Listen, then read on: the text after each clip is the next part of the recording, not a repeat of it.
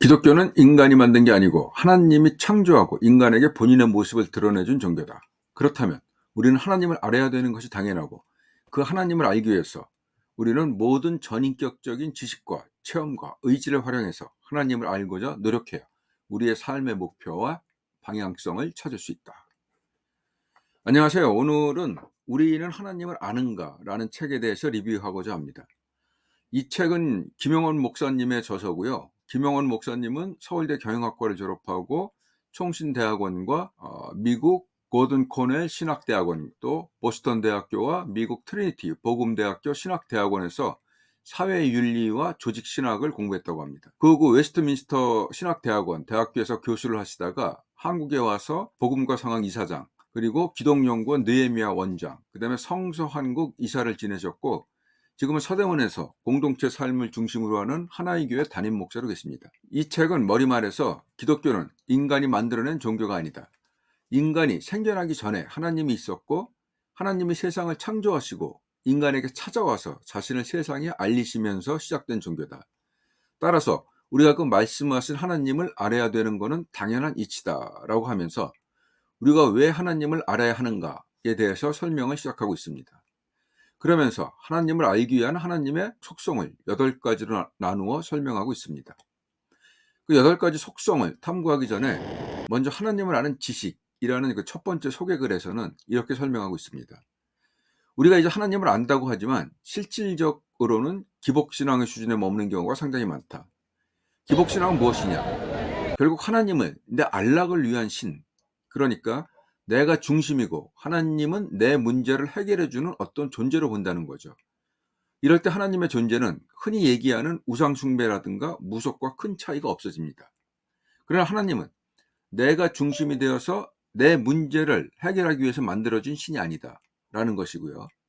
그래서 우리가 하는 예배나 어떤 종교적인 활동이라는 것은 결국 하나님을 알아가는 과정이 되어야 된다라고 설명하고 있습니다.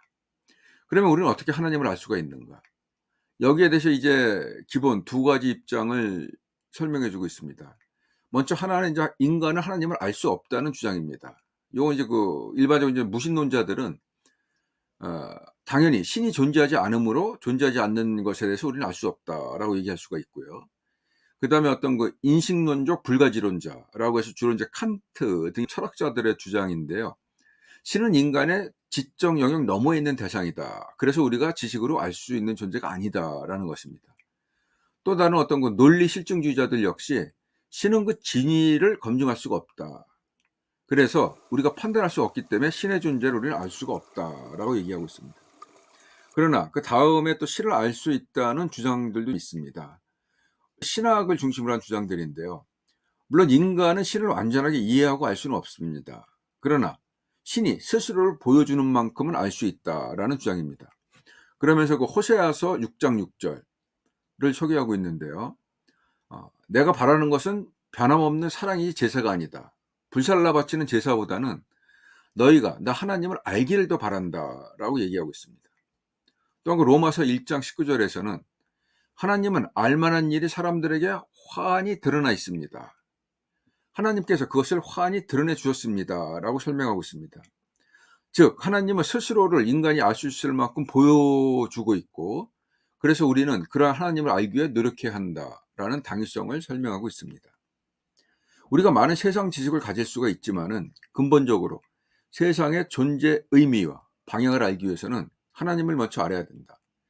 지식의 원천이신 하나님을 알아야 우리 삶의 전체를 조망할 수 있고 우리 성장에 필수적이다라고 하면서, 우리가 하나님이 우리를 보여주는 만큼 알 수가 있기 때문에 그러한 하나님을 알기 위해 노력해야 된다라고 당위성을 설명하고 있습니다. 그럼 하나님을 아는데 어떻게 알아야 할 것인가? 하나님을 아는 것에 대해서도 좀 종류가 있는데, 거기에 대해서는 하나님에 대해서 아는 것과 하나님 자체를 아는 것을 좀 구분을 하고 있습니다. 하나님에 대해서 안다는 거는 예전에 이제 그 율법주의자인 바리새파 사람들의 예를 좀 들고 있습니다. 즉 바리새파 사람들은 율법을 충실하고 있습니다. 그래서 가늠한 여인은 죽여라, 또는 안식일엔 절대 일하지 않는다 라는 그 율법 준수를 굉장히 강조하고 있고요. 그러나 이는 율법 준수만을 강조함으로 해서 하나님에 대해서 아는 것이다, 예수님은 신약 시대에 와서 회개와 용서가 더 중요하다는 원칙과 안식이라는 것도 결국은 사람으로 있는 것이다라는 설교를 근거로 들면서 단순한 지식을 넘어서 하나님의 성품과 성격을 알아야지 비로소 하나님을 제대로 알 수 있다라고 얘기하고 있습니다. 그래서 이제 하나님을 알기 위해서는 우리가 기본적으로 어떤 그 객관적인 지식을 알아야 하고요. 그 지식이라는 건 하나님이 이제 성경을 통해서 드러내 주셨다. 그러니까 성경에 그 지식이 있기 때문에 성경을 읽어야 된다.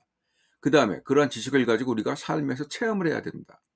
그리고 알고 체험한 것을 행동을 해야 된다.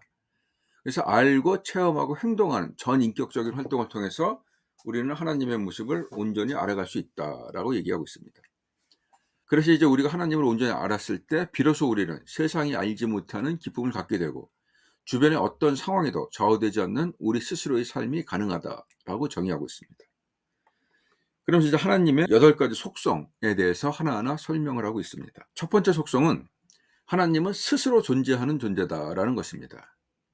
그 세상의 모든 피조물들은 의존적인 관계죠. 그래서 이제 한 존재가 존재하기 위해서는 다른 존재의 도움이 계속 필요합니다. 특히 인간은 아기에서 어른으로 성장하기 위해서 더 많은 돌봄이 필요합니다. 그런데 하나님은 이 세상이 존재할 때부터 스스로 존재하신 분이다. 그래서 우리의 섬김이 필요 없는 분이시다. 세상적인 돈과 권력이 필요가 없고 하나님은 그 스스로 존재하시고 스스로 본인의 일을 할 수 있는 존재다라는 것입니다. 즉 상호간에 의지할 수밖에 없는 피조물로서의 우리 인간은 스스로 존재하시는 하나님과의 관계에서 만약에 독립성을 주장하고 하나님의 규칙에 의문을 제기하게 될 때는 하나님과의 관계가 끊어지면서 모든 상황이 왜곡되고 그때부터 죄의 본질이 시작된다는 것입니다. 우리가 가진 모든 것은 하나님으로부터 온 것이고 하나님이 준 것이다. 우리가 현재 가지고 있는 재산이라든가 권력, 건강 이런 것들은 전부 이제 하나님이 준 것이고 우리가 잠시 사용하는 것일 뿐이다. 즉 우리가 우리 스스로 가진 것이 아니라는 거죠. 이렇게 우리는 상호 의존적이고 또 우리 하나님이 잠시 우리에게 맡겨주신 것을 쓰고 있는 그러한 존재이기 때문에 항상 그것에 대해서 적게 가졌건 많이 가졌건 가진 것에 감사하고 하나님이 원하는 방향으로 우리의 재능과 지혜와 역량들을 써야 된다라고 얘기하고 있습니다. 만약에 우리가 그러한 것을 망각하고 우리가 가진 것이 피조물인 우리가 직접 만든 것이다라고 생각한다는 것은 스스로 존재하시는 하나님의 뜻을 무시하고 우리의 죄가 시작되는 원천이 된다라고 설명하고 있습니다. 두 번째 하나님의 속성은 영이시라는 겁니다. 즉 물질적인 존재가 아니고 영이기 때문에 형성할 수가 없다라는 것이고요. 그렇기 때문에 곧 우상 숭배의 금지를 설명하고 있습니다. 하나님을 어떤 황금 송아지라든가 어떤 모습으로 규정을 하게 되면은 하나님의 역량도 그 우상의 범위 안으로 축소가 되어버린다라는 것이고요. 이거는 마치 그 노자가 말한 도가도 비가도 같은 의미죠. 즉 도를 도라고 칭하는 순간 그것은 도가 아니다라고 한 것처럼 하나님은 영적인 존재이신데 그걸 어떤 형상으로 우상화하는 순간에 그것은 하나님이 아닌 게 되는 거죠. 그래서 하나님의 무한한 영역을 물질적으로 형상화해서 자기의 욕망을 실현시켜주는 우상으로 제한하지 말라라고 얘기하고 있습니다. 또 하나님은 영이시지만은 자기 스스로 의지를 가지고 계신 인격체이다. 즉 우리가 무엇을 원해서 해주는 분이 아니고 자기가 본인의 의지를 가지고 인간 구원의 역사를 끌고 가시는 존재라는 겁니다. 그렇기 때문에 우리와의 관계에서 끊임없이 하나님이 본인을 설명하고 알려주고 계시면서 또한 동시에 우리의 기도에 대해서 본인의 판단에 따라서 응답하고 도움 주고 분노하고 심판하시고 그러면서 우리와 끊임없이 인격적으로 관계하면서 인도하고 계시다라는 것입니다. 세 번째 하나님의 속성은 영원이라는 것입니다. 영원한 시간이죠. 영원이라는 것은 이제 인간이 가지고 있는 어떤 시간적인 유한성과 대비가 되죠. 하나님은 이제 존재적인 측면에서 모든 것이 창조주의다. 따라서 시간도 역시 창조하셨고 그러기 때문에 시간을 초월해서 존재하시는 분이시죠. 그러나 이제 관계적인 측면에서는 하나님은 역사 속에서 우리 인간과 또 관계를 맺어가면서 시간의 흐름 속에서 어떤 일을 진행시키는 그러한 모습을 또 보여주고 있습니다. 그래서 이러한 존재적으로는 시간을 초월하는 존재지만 관계적인 측면에서는 역사 속에서 우리와 함께 하시는 그런 존재로 설명하고 있고요. 그렇기 때문에 우리는 그 인간의 유한함을 인식하고 우리가 그 영원한 하나님과 연결될 때 비로소 우리는 죽음에 대한 공포나 삶의 불안과 두려움을 이겨낼 수가 있다라고 설명하고 있습니다. 그랬을 때 우리는 육체가 주는 죽음의 권세 앞에서 비굴해지지 않을 수 있고 하나님을 따라 영원하게 살 용기를 얻을 수 있다라고 하고 있습니다. 어떤 이제 불이라든가 악이라는 것이 유한한 우리의 시간에서 볼 때는 영원할 것 같은 생각을 가질 때가 있습니다. 시편 73장에서 표현한 것과 같이 악인들은 몸이 멀쩡하고 윤기가 흐르며 고통 없이 영원히 살 것 같다. 그러나 끝내는 그들의 삶이 공포에 떨게 되고 아침이 되면 사라지는 악몽과 같이 한낱 꿈으로 끝나고 결국 심판을 받게 될 것이다 라고 설명하고 있습니다. 결국 세상적인 물질이 주는 안락함과 또 인간의 유한성을 인식하고 우리의 궁극적인 인생의 목적과 중요성을 무한한 하나님께 맞추고 우리의 삶과 계획을 조정하고 수정할 필요가 있다라고 얘기하고 있습니다. 요한일서 2장 17절에 그렇게 나와 있다고 합니다. 이 세상도 사라지고 이 세상의 욕망도 사라지지만 하나님의 뜻을 행하는 사람은 영원히 남습니다를 인용하고 있습니다. 네 번째 하나님의 속성은 변치 않는 하나님이라는 것입니다. 모든 피조물은 그 존재가 변화하고 속성이 변하게 되지만은 하나님은 존재와 성품이 변하지 않으며 우리를 구원하시려는 변치 않는 목적과 계획을 갖고 계시다라고 얘기하고 있습니다. 우리는 성경에서 때로 후회하고 분노하는 하나님을 보게 되지만 이는 하나님이 진짜 막 후회하고 분노하는 게 아니고 하나님의 슬픈 마음을 표현하는 것으로 피조물인 인간과의 관계에서 가르침을 나타내기 위해 드러내는 것이지 인간을 구원하고 인도하시려는 기본적인 하나님의 구원의 계획이 변한 것은 아니다.